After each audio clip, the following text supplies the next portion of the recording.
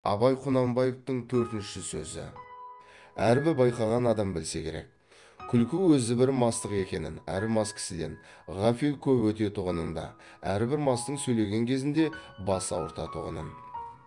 Бұлай болғанда, күлкіге салынған кісі не шаруадан, не ақылдан, не бір ұят келерлік істен құр ғафил көп өткізіп отырса керек. Осындай ғафилді көп өткізіп өлмеген кісінің не дүниеде, не ахиретте басы бір ауырмай қалмаса керек. Әрбір уайым, қайғы, ойлағыш кісі не дүние шаруасына, не ахирет шаруасына өзгеден жинақырақ болса керек.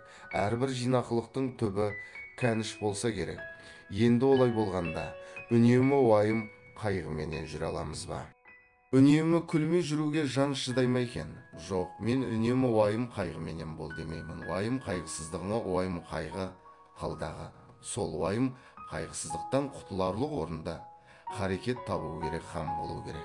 Әрбір орынды харекет өзі де уайым қайғыны азайтады. Орынсыз күлкіменен азайтпа, орынды харекетпен азайт. Шығар есігін таба алмай, уайым қайғының ішіне кіріп алып қамалып қалмақ, ол өзі де бір антұрғандық. Және әрбір жаман кісінің қылығына күлсең, оған рахаттанып күлме. Ыза болғаныңнан күл, залы күлкі, өзі де қайғы.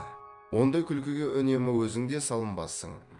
Әрбір жақсы адамның жақсылық тапқанына рахаттанып күлсең, оның жақсылығынан тапқандығын ғибрат көріп күл. Әрбір ғибрат алмақтың өзі де мастыққа жібермей, уақытымен тоқтатады. Көп күлкінің бәрінде мақтағаным жоқ, оның ішінде бір күлкі бар, ау Құдай жаратқан орныменен іштен, көкіректен жүректен келмейді. Қолдан жасап, сыртыменен бет аузын түзеп, бай-бай күлкінің әнін сәндеп, әдемішілік үшін күлетін бояма күлкі.